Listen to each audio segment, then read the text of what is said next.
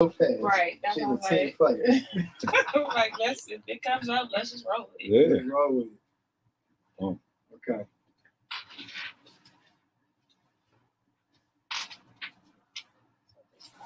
Okay. I'm gonna start. Hey, what's going on, everybody? You're listening to KGPC 96.9 FM Oakland and streaming online at www.kgpc969.org. And this is the Anything Can Happen show with Kenya Asa, Quasi Dreams, Quasi Dreams, and your man Cat Fitness. Man, we have another amazing episode for y'all today. We're going to be talking about a little bit of food therapy today, y'all. Food therapy. How many of us are struggling with what we're consuming these days? Well, if you are, this is the episode for you, and we have a very special guest to kind of navigate you through this journey that you may be on. Can you give us a little bit more info over there, Brother Quezzy? Absolutely. So our esteemed guest today is Mrs. Angela Lopez. She is a wife, a mother, a minister, and a licensed marriage and family therapist. Wow. At the age of 10, she began cooking as a way to help her mother, who had dealt with years of abuse from her father. Oh my goodness. It was at this time she developed an unhealthy relationship with food. After years of dealing with weight issues and unhealthy eating habits, through her ministry and her journey, she began to obtain a master's as an MFT. She took back her power over eating. She no longer uses food as a way to cover the deep feeling of abandonment that she obtained through childhood. Using prayer and the modalities learned through school, she now uses food as it is intended to be used, a source to live. Her goal is to help others understand their relationship with food by realizing we must eat to live instead of just loving to eat. Ladies and gentlemen, Mrs. Angela Lopez. Hey! Let's go. She's in the building. So that was a mouthful. I know there's so much more than just what we covered in your bio, but the first thing that came to mind is the COVID-19 pounds. The COVID-19 pounds. Of course, we know a lot of people have leaned into all kinds of habits, for the better or for the worse, but there was another pandemic inside the pandemic of the COVID-19 pounds, just all the weight that was gained during this last, what has it been now? Decade? Man, almost. It feels like it, don't it? Yeah, it does. It does. But how would you address these people, Ms. Lopez? What would you say to them about how they might be feeling, how food is maybe overtaking their life? What should they do as their first step towards healing? Wow, you coming swinging. That's like anything can happen. Ooh, that's like nobody wants to talk about the COVID-10 or 20. Let's talk about it. I think the first thing that they should do is to understand and give themselves not a pass, but really be more sensitive with themselves that there was a pandemic. It was something that wasn't able to be solved quickly. It was something we've never experienced before. And so, like with a lot of things, if you already have food issues, or if you just love food, you were locked in the house. And so kind of normalize. And that's all you had to do to comfort yourself. Right. Yeah. And then if you think about it, there was all this grocery craze where it was, like you said, it was a pandemic within a pandemic. It wasn't just I'm eating. It was that I got to get this food because somebody else might not have it. Man. And then let me eat it before it goes bad. So it's so many different layers. And so it happened. And so now that we're getting to some normalcy, if you want to say that, have to understand that the need for that and the hysteria around it is not as big as it has to be. Absolutely. And then learning differently so that even in those moments, you could be eating better stuff. No one's telling you not to eat. Right. It's just being But mindful. don't pick up the chips and the Oreos and the, all the junk. Yeah. And if you pick up the chips, why not be veggie chips? Yeah. Or kale chips. Kale chips. Yeah. And I'm like, is this me talking? I feel like I want to get out my body and look and say, because I was picking up the other chips. Don't get it twisted. Addicted. Yeah, literally. But then, like you said, the kale chips and different, it's about the crunch. So when you are learning about food, you got to really learn about what it is about food that attracts you in the first place. You know what helped me with my chip addiction? Because I had one at one point. Chip addiction. Yeah, I had to have chips. No, man, only if they were. But nah, it was when I was, going through my weight loss journey and I was losing 70 pounds myself. One of the things that I used to go to, like chips, salsa, guac, all that kind of stuff, right? Sir. And I was like, what am I really craving? And like you said, the crunch, right?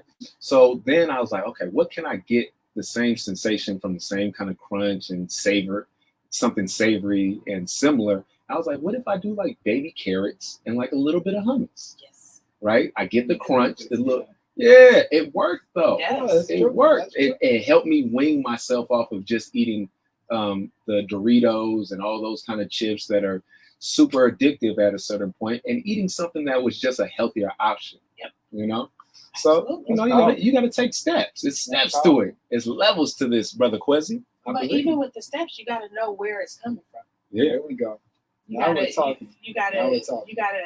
In order for you to realize that, you realize, okay, it's the crunch factor. Yeah. So what can I replace the crunch? But some people don't even want to go outside and to even think that. It's not because there's nothing wrong with them, not because they're lazy. It's just they don't know to. Yeah. And so, It's bliss. Yeah. Absolutely. Let's go a little bit deeper. Like, I love your bio because it was so transparent, right? And it's something that I can relate to just through my personal story of dealing with food addiction in many different ways, shapes, and forms, right? And still, we all know addiction is a lifelong overcoming, right? It doesn't just go away instantly. But with that in mind, right, like what really led you into this work? Can you expand on that a little bit? absolutely. So, cooking is in my DNA, as I was alluding to earlier. It was something that happens in our family, on both sides of my family. My mother is Creole amongst everything, so the whole Creole cooking was prevalent and around. And then my dad's mom is from the South, and so it was all that country cooking. So it was like they met, right? So food was always there. But I didn't necessarily have a love of cooking. I love to eat. So that's been probably since birth. What led me into it is because with my mother and father, my father was abusive. Thank God he got saved before he left here. And that's awesome. That's a whole nother journey and episode maybe, but he got saved. But before that, he was very abusive. And my mother took me and ran. So when I was 7, we moved to Washington, and I thought it was a vacation, and we ended up staying. Washington State? Washington State. And so we moved to Tacoma. And she was working 2 jobs because she went from her mom's house to my dad's house. She got married at 18, so she didn't know anything different. And so she worked 2 jobs, and so she had it locked down as far as taking care and having the necessities. But we came from this cooking thing, but she didn't have the energy. And then she started drinking. And it's unfortunate, but she did, because she was trying to get rid of all of those flashbacks and all the, being gone. I have other brothers and sisters. She had to leave them when I was the youngest. And so we had the food, but how, you got paper, but if you ain't got no pen, you can't use the paper. So it's kind of we had food, but if there's no one to cook it, it was just food. Yeah. And so me watching my mother at an early age took on a lot of her energy, was trying to be a nurturer to her. But I didn't really understand the abuse. She kind of held it as much as she could, which was amazing, right? I was like, well, she needs to eat. So I was like, and I need to eat. But I was more concerned about her eating. And how old were you at this time? I was 10. Wow. And so you were very conscious at that time. Very, when you grow up with abuse, you just kind of, you grow up. But you don't even realize it, right? Yeah. And so I would cook. And so just that innate being around food, I learned how to kind of spice up stuff. And what I love about my mother, oh my gosh, she never discouraged me. I remember I made a gravy because, of course, gravy was you didn't have smother everything in gravy. You smother everything in gravy. That was like that was the go-to. American way. Yeah. And so I loved rice with gravy. Ooh. And so I'm like, I'm gonna make some rice with gravy. Was it like turkey gravy, chicken gravy, or just regular gravy? At the time, there was just flour and water. Because I thought that, I had no idea how to simmer down the oil, none of that. So I had this gravy, and initially it was poured until they got to the rice, and then it just solidified. Wow. So she tasted it, and she went,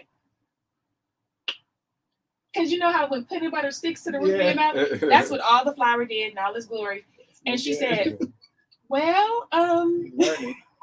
You learning. the flavor's there, the consistency we got to work on. Yeah. But she never slammed me down. So then Wow. I was like, I'm gonna work on this consistency. Wow. So then I called some of my family members, was like, how do you make gravy? And so Wow. really, a lot of my cooking comes from taking nothing to creating something. Yeah. And so like sauces, gravies are my specialty. Yeah. So that was kind of where it was birthed. But Wow. her being able to eat, her you know, me feeling like I'm giving her back something. Yeah. Still didn't know that we was running. Yeah. Thought we was just on an extended vacation. Like she didn't Yeah. pour all that. Yeah. You know But what I just noticed? You know What's what I up, just noticed? So I'm realizing all the guests we bring to the show, there are so many common themes in all these stories, right? And there's a particular reason that the guests come on our show because they're essentially established in their field of work, right? Or making tremendous progress towards their mission and goal of serving the people, making the world a better place. And there are so many things that I noticed in that story you just told, right? Being 10 years young, right? Being a child of abuse, a child of, you know, sort of a divorce, right? And a traumatic experience, but you use that to create something beautiful out of it.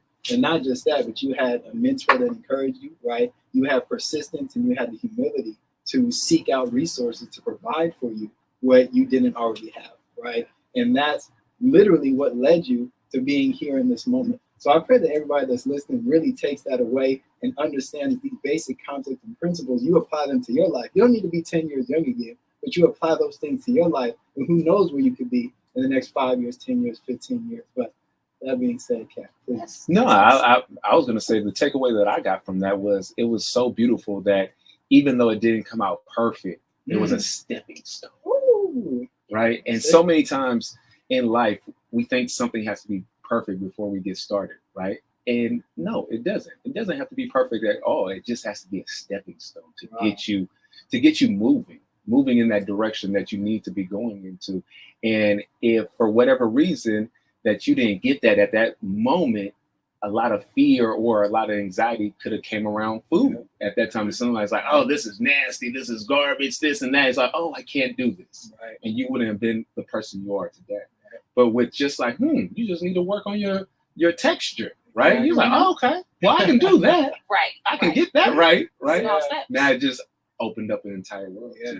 So, and what that says to me is an encouragement word goes a long way. Yeah.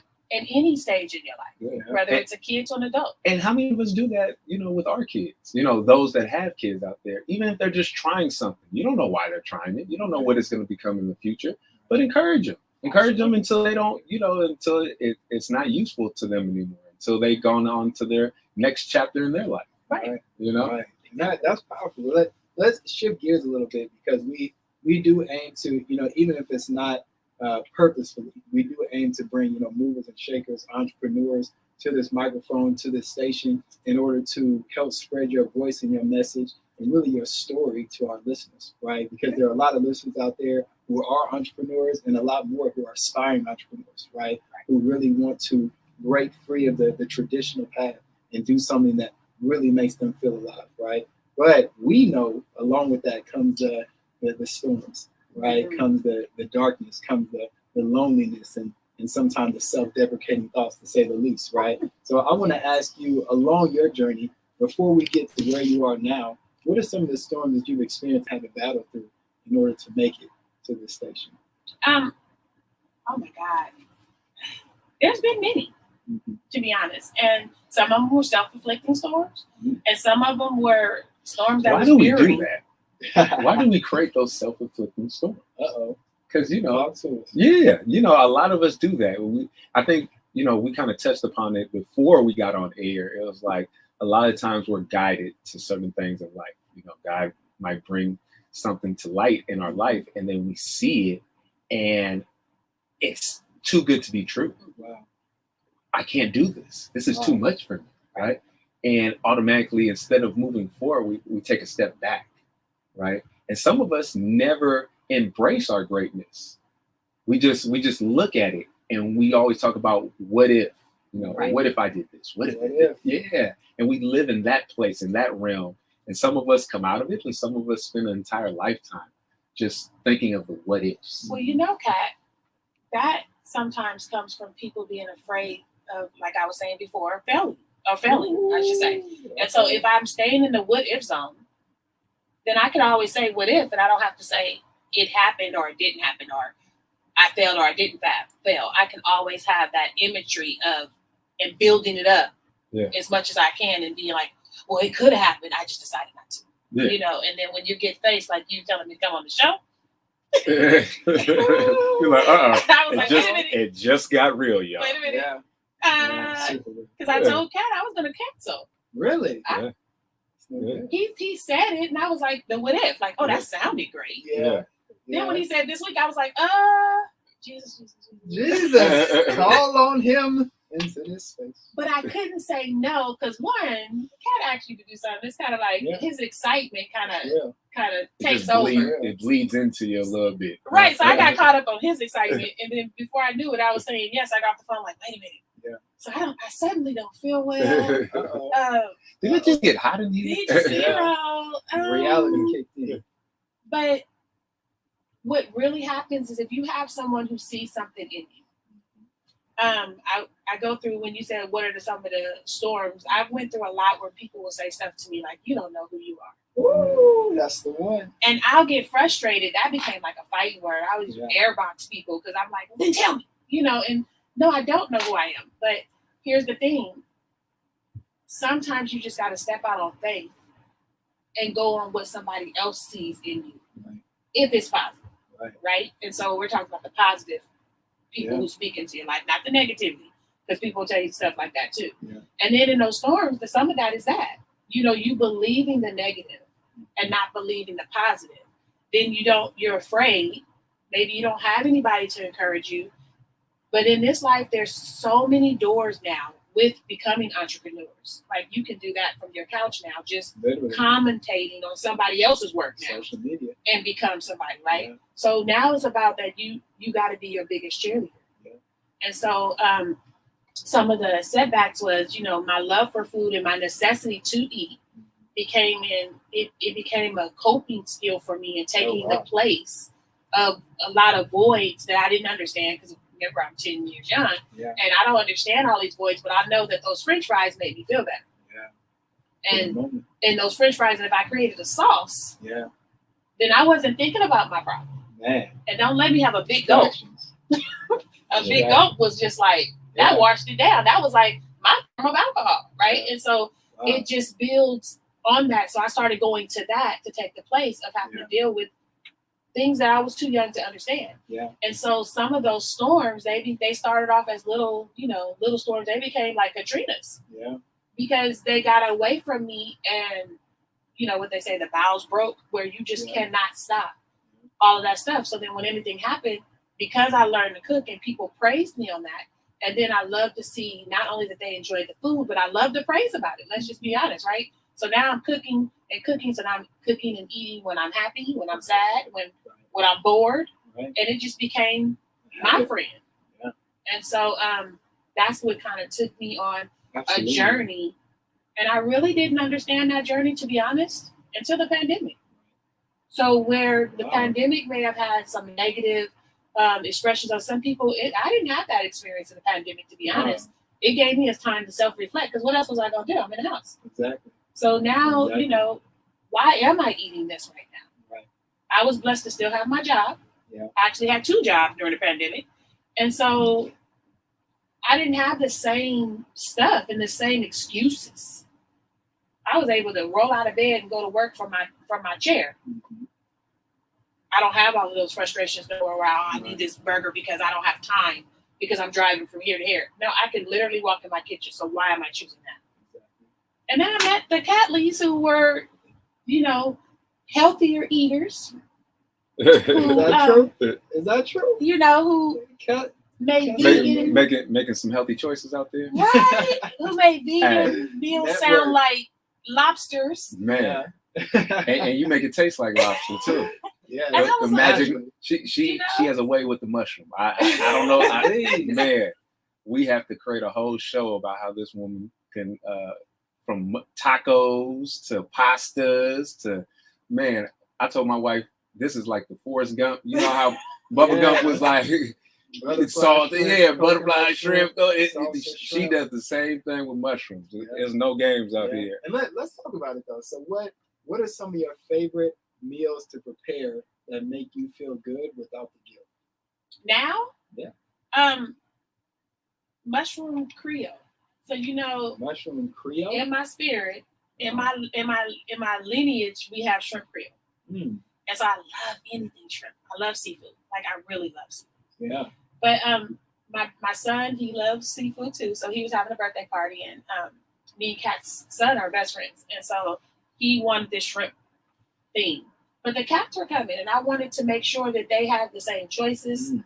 It's like eating is a fellowship type thing for me. Yeah. It's not just about me enjoying my food and be like, oh, I'm sorry you don't like this. I want everybody to have the same joy. And so I was like, well, what can I flip? Because it's the whole challenge of making something and flipping it for me too. So I was like, what can I flip to make it, they have the same, love and have the same variety. So I was like, well, can I do a mushroom Creole? And I'm like, well, I don't know who said I can't. Right. And so I took the mushroom. I like the way you think. Yeah. Who says I can't? Like, right. Let's get it. Let's get it done. We're gonna figure this one out. This episode, who says I can't? Who says I can't? Well, we're gonna make it happen. And so I did it. And so then I told them, be honest. And they are honest type people. So I'm like, please. I'm like, how does it taste? That was the first time I ever made it. I had no recipe to go from. I just winged it. And it was great. It was in your spirit. So we got a comment from M. Smith out there on IG. He said, healthy hobbies are a necessity to expanding our experience. I like that. That's a bar. Okay, let's get it. Come on. That's a t-shirt. Yeah. Gotta make a t-shirt of that one. You gotta trademark that, boy. Yeah. I'll make some money. Yes. Like that. I do like that. So I know we've talked a lot about in the present. I want to go a little bit back to the past real quick. We're gonna slow it down. So when did you realize in your own personal journey that you had an issue with that relationship with food? When did you identify as like, this is the moment I feel like food has been my crutch? Like that wasn't that far back though. Okay. That was let's tap actually into it. Recent. Okay. So I am a bariatric survivor. Bariatric? So bariatric surgery. So weight loss surgery. Yeah. I had weight loss surgery about 8 years ago. Wow. And it didn't do everything that everybody said. And so the interesting part was my doctor was noticing that, unfortunately, I've had a lot of challenges, like from birth with medical issues. Wow. But if you looked at, I'm so glad that doctors' reports are now digital, because when they used to come in with the package, they'd be like, whoa. Yes. And I'd be looking like, wow. Brought out the file. It's like having somebody help them bring it in. I'm like, oh. Exhibit 26. Jesus, can you find anything? Like, we don't need to do that. And so my doctor kept saying it's a lot to do with your weight. But because of the way I'm shaped, let's just keep it totally honest, women, we judge how we are doing based on what we look like in clothes. I'm just going to say. Maybe I'm the only one. No. And so I'm like, I look good in these jeans. And even though I'm with my husband, wonderful, for like 20-something years together, I didn't have that issue of looking for anybody else looking at how I looked. Right. But I cared about how I looked. Yeah. Right. And so because I looked okay in these jeans, and I couldn't have a problem. And so I was healthy. The jeans are telling me I'm healthy. Right. Good. And I'm still getting compliments. I didn't ask for them. Yeah. But I'm still getting compliments. Okay. So then everybody else thought I looked good. And so it can't be no problem. Yeah. So more so our awareness of our health is on the outside and not the internal. Right. Yeah. And if even though everything on the outside looks great, right, everything on the inside must be doing good too. It must be. Yeah. It doesn't matter that you're going to surgeries though. Yeah. And it doesn't matter that you're in the hospital all the time, because because those jeans still fit. Yeah, I don't look the part. Yeah. And I heard that all the time. Exactly. You don't look that. You how don't did you that. feel? About which part? Oh, great question. So you were saying that you look good, and I assume this is around the time, or maybe leading up to the time. Is this that you had the surgery, or that you had the realization that there was a problem? So both. My doctor kept alluding to like, maybe you need the surgery, but there were other medical things going on. And so I was like, I don't need the surgery because I look good. Okay. So Like I don't look like I weigh 250 pounds. What was his reasoning? And I know like African women, black women are we call them stacked, right? So like black women carry 250 differently than maybe other races and cultures, right? So what led your doctor to saying you should get surgery? Was that a last resort? That was not his last resort. He was looking at the science. He was looking like, I'm a diabetic. He was looking like you have high cholesterol. You're having trouble sleeping. You're having all of these things, and it has a lot to do with your weight. And he was trying to say it in the nicest way. And we have a really upfront relationship, my doctor and I. So he's like, you just need to lose some weight. Like, it doesn't matter how great you look. Yeah. You need to lose. Yeah. You need to lose some weight. And I was like, lies you tell. Like, she's talking about, you see these jeans? Right. Excuse me. And so I wasn't ready to take that on because to me, then that was in my face. Right? You had to be accountable. I have to be accountable. Yeah. So it was because I'm a cancer survivor. I'm an ovarian cancer survivor at that. Congratulations. Thank you. And so actually November 1st. Conqueror. Wow. Not a survivor. You conquered it. Dude, Jesus. Yeah. Let me just say Jesus. Yeah. And so November 1st will actually make 30 years that I've been cancer free. And so 30 years old? I am, excuse me, I am 50. No, you don't got to say it. Okay. See, nothing's off limits. I love my age. I love that you know that age. I'm like, so he was like, okay, to prevent all of these things, because you do have this history. You look good, but you want to feel good, for real. Because you come into me a lot because you don't feel well. And you put on this great face, but you don't feel well. Right. And so that's when I was like, oh, wow, So then I still said no. But because I had polyps, which are kind of like lesions on my uterus, they had to surgically go in. So then he was like, well, let's just slip this in there because we could do all of this stuff at the same time. And I was like, okay, look, if that's going to, and then I start, playing with the fact, well, okay, I would love to be in a smaller size. And so that's kind of how the first surgery came about. And I said first, because then I had to have it again, which is like 3% of the population gets it twice. Wait, get the cancer? No, the bariatric surgery. So the first time I had what they call is a sleeve, because I still hadn't bought into it. Wow. And so I was like, okay, we could do the sleeve because it's less invasive. Yeah. And actually thinking back on it, I was like, God didn't create it like that. You're rerouting organs. Yeah. So because of my... You're taking stuff out. This is all supposed to be in here. Yeah, so I'm like, I'm not totally... So it wasn't just like... Because even though that was a big part. Yeah. It was also, I thought, did some research, like, that's not the way the body's supposed to be. Wow. So I'm not bought on to that. Yeah. But I got the sleeve, which is that they kept everything in place and they kind of just did a line. They kind of just separated your stomach. Wow. They told me I was going to lose all this weight, and I only lost like 60 pounds. Wow. And so... question, were you still eating the same? Like in terms of your health habits and your eating habits after you had the surgery, did any of that change or was it consistent? You were just eating less of... I was eating less stuff because it's really a psychology behind it, which leads me to why I want to be a food therapist.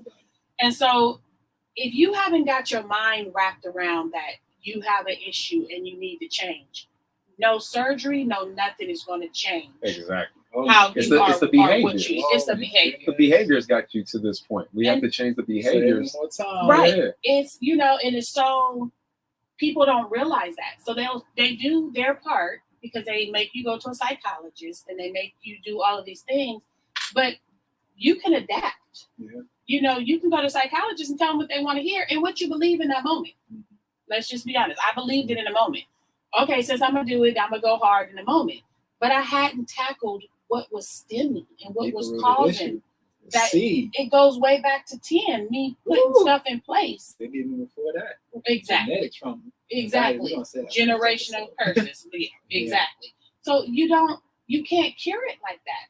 So I guess in my self-conscious, I kind of knew it wasn't the answer, but I was like, okay, I trust the doctor. Let me do it. And if I look smaller and smaller, because, with weight, even though it was in the right places, it was still more than I wanted. Mm-hmm. So if I was honest with myself, I was always self-conscious on what I look like. And it affected my intimacy level with myself and my husband. Absolutely. But if once the door's open, I'm going to walk out like, okay, you're not going to see me sweat. Yeah. And so that's part of the unhealthiness and the relationship you have when you're in a relationship and a bad one. You compensate.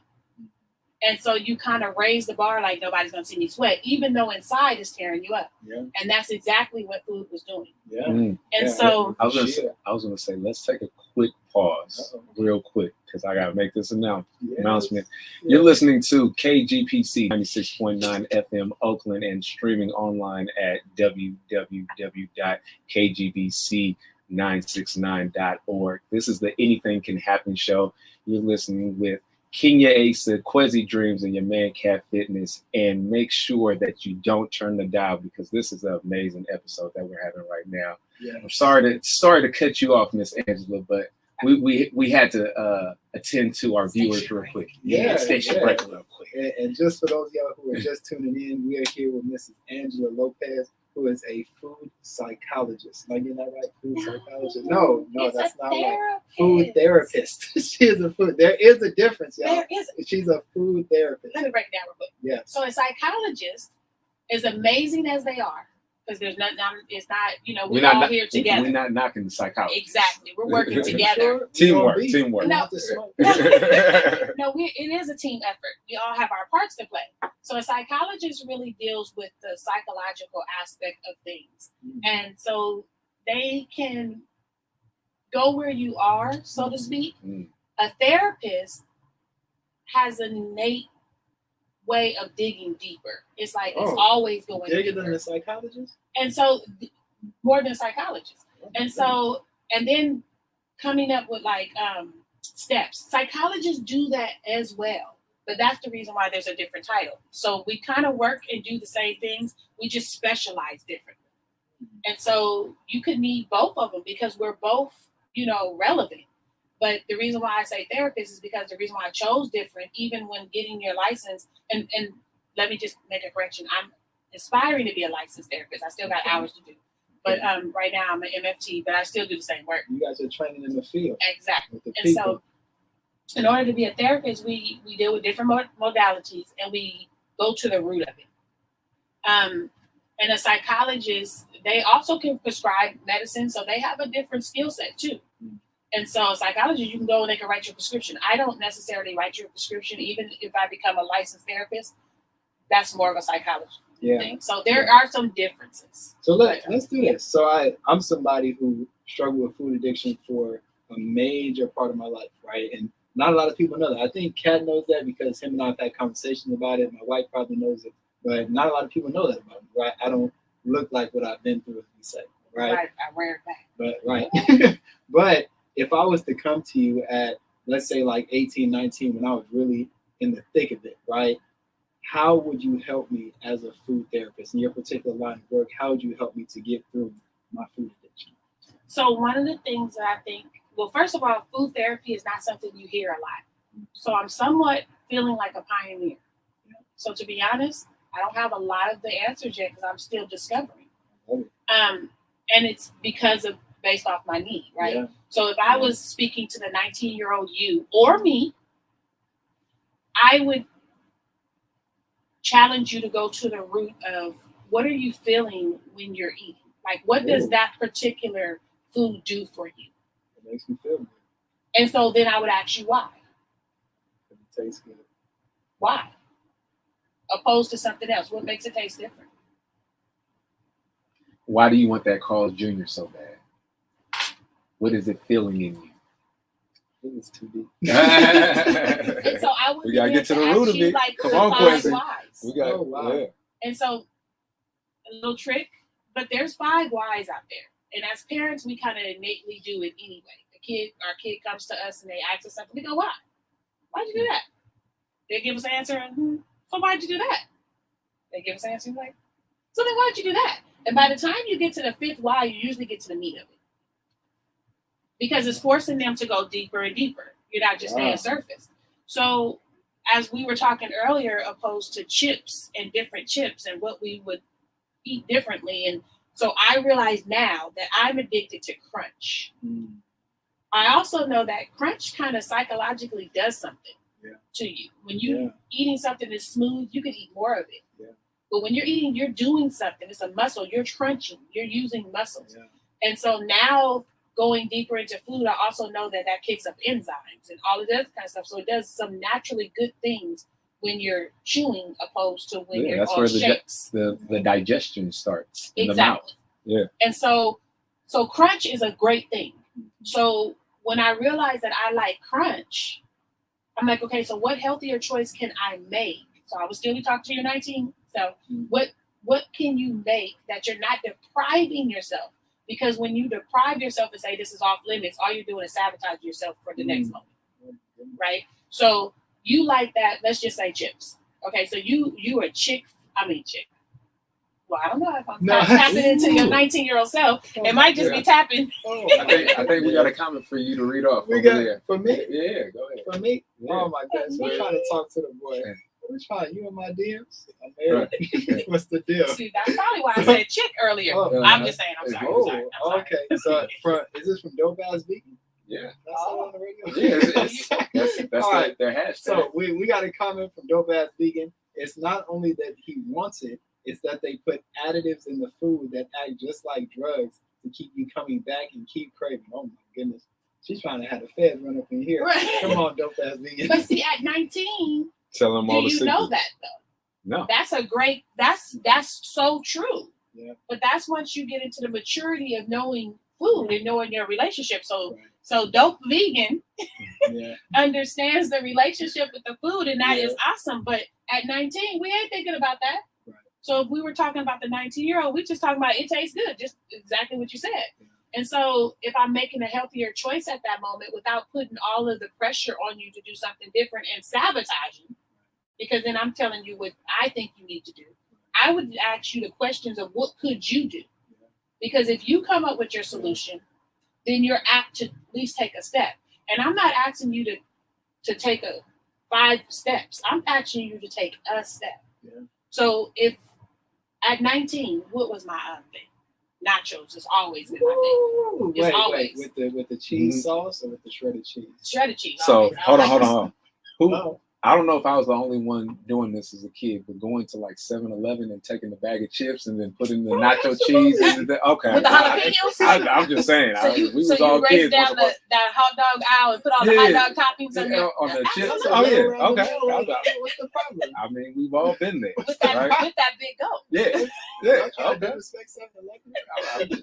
I'm just saying, we can't give them too much promo. They're Right. not paying the bills around here. Right. But, so I would say, what can you do differently? Give me one thing you can do differently that you can commit to. And then I would encourage that you can hold yourself accountable. Yeah. Accountable. That word keep coming up. Accountability. Yeah. And then encourage you. Yeah. Because it's about encouragement. That step is the start. It's a ripple. So I'm not going to dog you that you put everything on. But if your takeaway at that moment was, okay, I love these chips.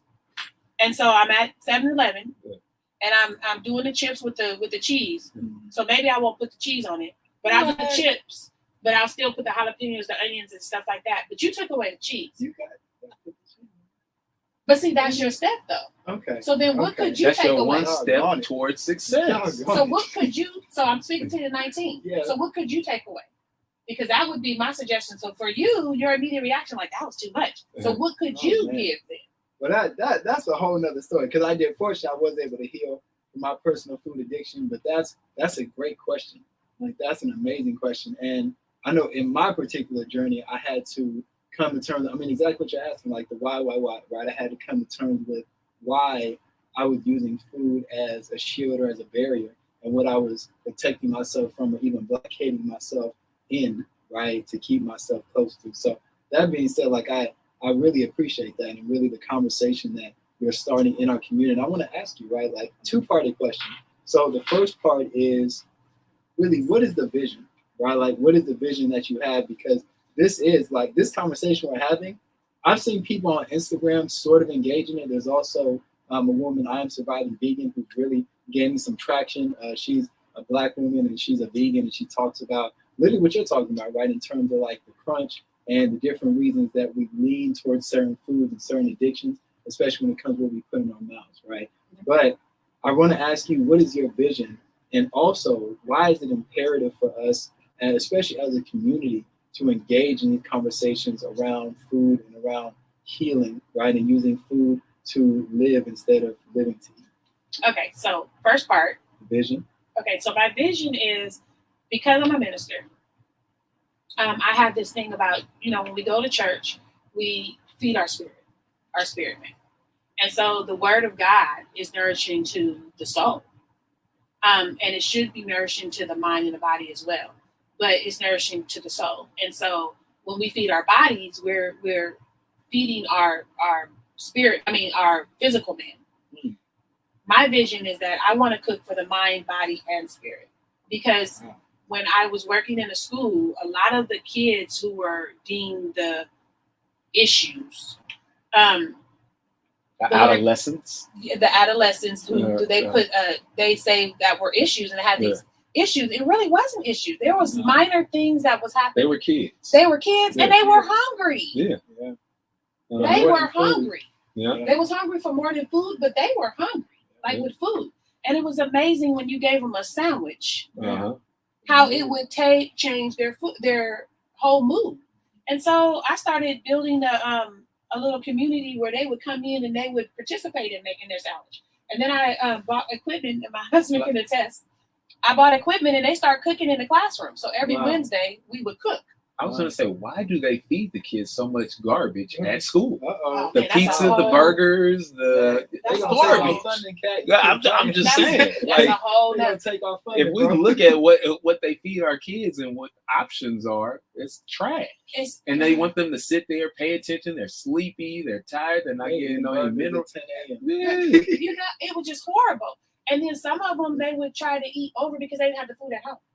So I built this whole thing through the Lord, the vision, to incorporate them. So I use math and stuff because we got to measure stuff, even though that's not my forte. I'm the type that I go with the spirit. I feel like it should be a dash. A little sprinkle here, a little dash there. And I tell you that's an eighth or something. It's just... It is what it is. It is what it is. But it forced me to be able to incorporate it so they can learn, right? So the vision was to feed the mind, body, and spirit. Because if you're hungry and I'm trying to tell you something enlightening and you hungry, you ain't gonna be able to hear because you hungry. So I'm gonna feed your physical man so that then I can speak to the spiritual man. Interesting. And so I couldn't go in and say God in the school. So it would just be the demeanor and encouraging you to whatever you considered was your higher power. Yeah. And so that was the vision, or that is the vision, to merge them. So going to get my master's in therapy, to me, it wasn't a separation. It was the same thing. Because actually another thing as far as MFT, marital and family therapist, a lot of their principles is biblically based. And until you start studying, you don't realize it's the same principle. And so I realized that the person who created marriage and family therapy was a Christian, but because that wasn't something that they could push out, they took the word of God out of it and had the principle. So that's why it was a perfect marriage with me.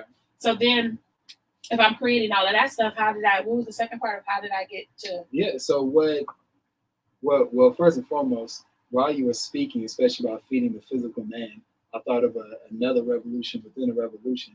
Because I know, sometimes we go to church and, the minister, they like to talk. You might keep us there for 2-3 hours. It's 8-9 o'clock in the morning. And, you're talking about feeding the physical man so I can pay attention. Maybe we could have the cookout before church, instead of after church. So right. you don't have to tell people that I gave you that idea. What about the workout? I think, okay. What about... Why not working out what too? You talk about, right? Why don't we work out? Why don't we have the fish fry before the church service? You know what I'm saying? Why don't we have the waffle before the church service? But you have to earn it. So you have to work out. Wait a second. You said feed the physical man, and then I'm going to pay attention. I'm just saying. What if I can't pay attention? Can I fall asleep in church? Because we ain't had a fish fry. We got those endorphins running because you just got a nice good workout, and then now you get something in your I'm belly. And then I'm all sweaty at church, and then the person next to me, they can who said you got to look at? Who said you got to have a 3-piece suit on at church? So we gonna wear sweatsuit. We gonna wear jogging pants. The women gonna be in the yoga pants at church, and that's gonna bring the Holy Spirit into this jogging cap. You don't gotta take nothing out of this. Well, I went to a church where they actually gave you breakfast. Okay. And it was the healthier side. And then you went in, you had praise and worship. And so if you have the right choir, that's the workout. Yeah. Because you're jumping up and down. There you go. in praise and worship. Yeah. And then you have the word. So it kind of does marriage. That's how you know we ain't been to church a long time. So there is a marriage. And the church I currently go to, selfless plug, the Well, they have a cafe. Oh. And so through the ministry, I'm able to put my salads in there. And so I haven't done it since the pandemic, but people were able to come and get salads. And that's actually the salad that you guys are about to embark on is a part of the vision that God gave me to just, and I didn't realize, I didn't go in as this is vegan because I'm not vegan. I am incorporating the healthier side and realizing that vegan is not a bad word. And it was a bad word to me. Let me just say, I'd be like vegan automatically. I go, But then meeting the people like Catley's who were so excited, I was like, they're so excited. Let me see what the why are they glowing like that? Right. Wow. Why are they so strong and so happy? Exactly. And so now I have one day a week where I don't eat meat. And so now it's embarking on 2 days. Wow. And I'm actually enjoying of what I can cook on those 2 days. We're gonna give a quick shout out to Miss Erica out there. She said, "Come as you are." Absolutely, that's how you come. She's talking about church. Yeah, she's just talking about come as you are. Yeah, absolutely. Yeah, so we're gonna give her a shout out for commenting out there on our social media. Right. But we got a few minutes left in the show, and you did bring us some treats. Yes. So let's do a little sampling. Let's do a little taste test while we. Oh my goodness. We got what did you bring us first of all? The physical man. Yeah. Absolutely. So let's talk about what you brought us today. What I have for you is actually vegan salad. I don't really have a name for it because I just create stuff and then I don't know. Yeah, let it be. So it's a farro grain and. Tell me a little bit. Why did you pick farro? Why did you pick that grain? No. And what is farro? It's a grain. So it's a grain. It looks like little wheat pebbles. It is on that line. So here's the thing about it. When sometimes the Holy Spirit will give me stuff, and can I say that on the thing? Yeah. Okay. So the Holy Spirit gives me something, and I'll just go with it, right? So I was in Trader Joe's, and I said, "What is this grain?" Yeah. Because I was trying to find something that would be hardy. Yeah. And so I didn't even know. So that's when you kind of sometimes when he just kind of drop stuff on you. So I picked the farro. Lentils, I love lentils. Yeah. And so I mixed them together because I thought it would be a good idea. I had no idea why, right? Yeah. So then because I like the crunch factor, y'all gonna crunch. Go crunch. Because no chips in here? There's no chips. But that crunch came from the sweet peppers in there. Oh my and the English cucumbers. Oh my goodness. And so what you have in there, you have the farro grain, you have lentils, you have red onions, you have this looks like it's packed with love. It does. It looks like there's nothing but love in this. And that's arugula because it's the pepper.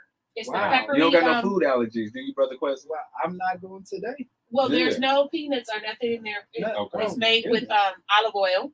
So the dressing is homemade with olive oil and Dijon mustard. What? Dijon mustard? Yes. Miss Erica gave you the thumbs up. She saw what you was cooking and said thumbs up over there. She needs the recipe. Absolutely. So and look, I can DM you that because I'm coming up with a cookbook. So we don't want just saying. Okay. She gotta pay $9.99. All right, so we're gonna give you our honest opinion of what we think today. So we're gonna do a little taste test real quick, y'all. Okay. And it's lightly drizzled because you don't want the salad dressing to weigh down the salad, and then all of a sudden you got this healthiness. But then because the salad dressing does have EVV or EVOO, which is extra virgin olive oil, but you don't want too much of a good thing. So sometimes we go healthy and then we over pour. Yeah. Boom. And then it changed. Cat took his first bite. We still talking? Wait, hold up. Hold up. You over there playing? You over there playing? Oh my God. And so then the farro, it also gives you a meatiness. So you can tell the hardiness, and it gives you that chewing effect that will take the place of meat. Yeah, you don't have a restaurant? And it's sweet. And it tastes so healthy. And you got like it just tastes good to me. And the lentils. I don't know about so health. It's like a vegan ground beef almost. Exactly. Thank you. See? Now that's what I needed. Because when you create, sometimes I just create and I don't know exactly how to describe it. It's just like, I don't know. Yeah, no, it's and that's real talk, you know? Working. And so that's when I was telling you when I'm still embarking on what does a food therapist look like, because I don't have any guidelines.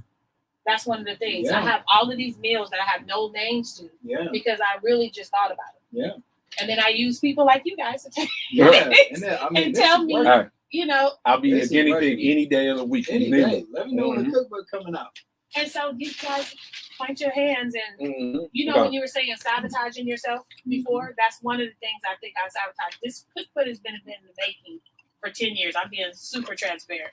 And I don't know what's the holdup because it's just You're waiting to meet Cat Fitness, that's all. well, that's what it was. It's timing, because everything is divine timing, right? Uh-huh. And so I have people going, when's the cookbook? Yeah. And so that kind of makes me. Now you have accountability partners. So how many chapters you gonna write tonight? Well, actually, I just got to put it on paper. The recipes are written. I know. So how many papers you gonna get completed tonight? Oh my God! I'm going to commit to at least 3. At least 3? Out of how many? So what? How many recipes you gonna have in the book? Well, this particular book, I want it to be 5 and 5, and 5 is the number of grace. 5 recipes. I want it to be 5 salads, 5 soups, and 5 salads. So I'm gonna have you say something on the air. So we're gonna put that out in the universe. Oh my goodness! It's recorded, by the way. It's recorded. By the way. So you hear me calling them? Yeah. So we talked off air about this as well, doing some videos of you cooking, us in the kitchen together. Absolutely. Right? So taking some of those recipes, like a little teaser from what you're going to get in the cookbook, and actually creating some videos and content for the viewers to check it out. So let's do that. Let's do it. Okay, and we'll tell you where to find it. Can I just shout out my husband real quick, Oh, Albert yeah. McKenzie, because women, one of the things that says a wise woman builds up her house and a strong woman tears it down. Ooh. And so where I was not being so wise Bars. is my husband has been speaking that into my life for so long. Okay. And so he's here today. And I'm just so We love you, Albert. Love you to death. Yeah. Shout out to the husbands. He's been trying to hold me accountable. He'll put the camera in my face. I'd be like, not now. Because I was afraid. So I just want to say that is something that's been spoken over me by Albert McKenzie for a long time, because he's seen that great list and he was trying to push me. So it goes back to you. Push you in the right way. To have encouragement. Yeah. Come on. But if you don't believe in yourself, then that encouragement could be, And this is the first step. Right. So so let's do it. I'm gonna just affirm you. This is an amazing salad right here. As a vegan, this is definitely something I would eat every day. Oh, yeah, absolutely. I second that motion. I would incorporate this into my. And I would recommend this to any of my clients out there. This gets the stamp of Cat Fitness approval. He's been trying to do that since I met him. That gets the stamp. When is the album? I gotta He's been saying that the stamp of day approval. The mushroom, I had made a black bean burger. Come on, since I've been into the black bean burger. Fresh. Fresh vegans from out love. here struggling. Vegans dying every day. That's another pandemic. Vegans dying and transitioning back to the meat eaters because we don't got enough good foods to eat. Come on. But it's just the love of somebody who loves to be healthy. And the Pub Cat Fitness, I am embarking on actually taking one of his classes. Ooh, you heard it here first. You heard it here. This is recorded, by the way. Dude, I gotta breathe. But I'm gonna help you with that. Trust me. Look, I am pushing that because I will say this. Somebody who has a love for it when they could have a 16-year-old at the time get up at 6 a.m. in the summer and go to practice football that he wasn't even on the team yet. That was my son, who I have to beg him to get up for anything else. But that shows the love that he has, and so that just kind of is infectious. So I just want to thank you guys for allowing me to be here to show some of my passion and how real talk. In order to get over anything, you have to be willing to go deeper. Yeah. I'm not telling you to stay there because you don't want to get caught up and be in the past. That's not what I'm saying. But you do have to find the whys. Yeah. And then after you get to the whys, then you can start talking about, so now what? So the what's. And then once you get to the what's, then you can start talking about the wins. Yeah. The win, like when it's going to happen, and then the win as in WIN. Yeah. Because now you have overcome something. So thank you for having me. That's beautiful. Man. In order to get to anything, you got to be willing to go deeper. That's a nugget right there. That's a nugget. Man. So I know we're working on the social media presence and everything, but you do have a Facebook. I do. Said. So if people are looking to reach out to you on Facebook or anything, how can they find you? Or so there's an old Facebook page that says Occasional Catering because my company, I do have a catering company. And so that's kind of how I merged the therapist with the catering company. I didn't even see that in the bio. Because I kind of grazed by it. In the bio. And so it's occasional because I cook occasionally. Okay. And if you're lucky enough to get those, frequent all the time catering. so if you're lucky enough to get that occasion, then hey, you taste a little bit of heaven. And so I did a Facebook page that's called Occasional Catering. And so I have some of my meals, but then I got locked out. We're not gonna talk about Facebook because it's a great thing, but somehow I don't know how you get locked out your own page. So it's been hard for me to update. So my name is Angela Lopez McKenzie, and I post on my page every day. Oh, so it's a seafood sandwich on there because I am not a vegan. I am vegan aware though, so you'll see everything: shrimp boil, fried chicken. You'll see everything on my page. Okay. So yeah. So those that are looking for those healthier choices and want a little bit of food therapy, we know where to find you now. Absolutely. Yeah, and it's more to come. Absolutely. Yeah, super exciting. So thank you for blessing us with all the jewels. If you're just tuning in, you have to go back and listen to this one from the beginning, y'all. Like it was too many jewels that were dropped. Classic. Yeah, today, and super excited about all the future projects that we're going to do together and present to the world. But just one last time, tell them where they can find you on Facebook. So it's under Occasional Catering if you want to just go to the page that has to do just with food.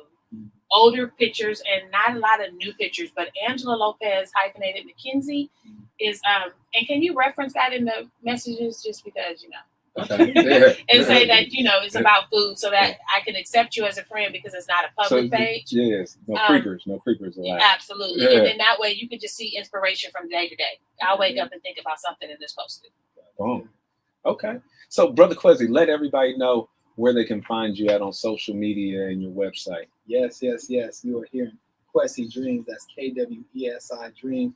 Follow me on Instagram at KWESI.dreams. Follow our business page at Alignment Agency for any and all things finance, any and all things getting your life headed in the right direction. Holla at me at KWESI.dreams. And Cat Fitness, where can they find you, my brother? Yeah, on IG, you can find me at Cat Fitness 3. On Facebook, Cat Fitness, and check out the website, www.catfitnesswellnesscenter.com.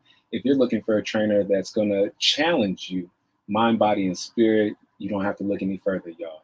But make sure that you follow our Anything Can Happen page, ACH.show on IG as well. You can watch the recordings of these videos on our Heal the Hood YouTube page. So you can go back and watch pre-recorded episodes, but make sure you tune in every week to KGPC 96.9 FM Oakland and streaming online at www.kgpc969.org. And we will see you next week, y'all. Peace out. Thank you. We out. That's it. That was so much fun. Yeah. Come on. Oh my gosh. That was good. Now we got videos to come. We got our cooking show. Yes. At least let's commit to how many episodes per month. Jesus. You know when you talk, I always call him. You know Yeah. Come on. See, that's the spiritual. That's the spiritual connection. So then, what was the question? I said a month because you said we're gonna ask you the question. We're gonna get to the root of it. So a month. How many episodes do you want to cook and then put out there for the world to check out? So staying true to that, what you can commit to. Small steps matter. Number 2 at least. Okay. 2. So I can commit to 2. So we're going to commit her to 2 episodes of this amazing. I'm telling you, I haven't been disappointed not once with everything this woman has cooked.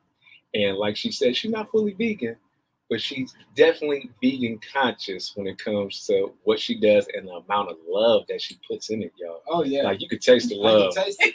I can You taste need a it. crunch? So, I feel the crunch. I don't just sit here or nothing. It's the crunch. I do it. I'm satisfied. one more bite for the viewers, Mhm. because I'm gonna eat mine. I'm not gonna sit here and play with y'all. Ooh, That's ooh, crunch. that's crunch. Yeah. That's texture. Man, that came from the soul. That's just crunch. Yeah. And that's what satisfies the taste buds for those who like crunch. Yeah. you know, and I'm one of so those people. Cucumbers right there. yeah. So I was Shout out to thinking the about Uh-huh. when I was coming today. So this is one of the staple salads that guy gave me actually. So I can't take any credit. He just gave it to me. I just did it. But I was thinking about what about the same grains with the farro and the lentils and add mushrooms. Come on. Because Come on. I was really You're toying on with to that. it. But because I like the crunch, I was like, okay, mushrooms aren't crunchy. But everything doesn't have to be crunchy. But it's just, that's where it starts. That's where my love. That's what we're is. gonna leave y'all with today. So we're gonna see you next week, same time, y'all. Continue to comment, continue to join the conversation, continue to follow us all on social media. We appreciate you, we love you, and we'll see you next time, y'all. Yeah, Because kale is kind of a firmer green. yeah. And then You gonna saute it? I was going to saute the mushrooms Oh, and then put them in the there. one. So it wouldn't be so much a salad. Maybe it'd be Say more bye, of a y'all. something. Say bye to everybody. Bye. So, We out. Yeah,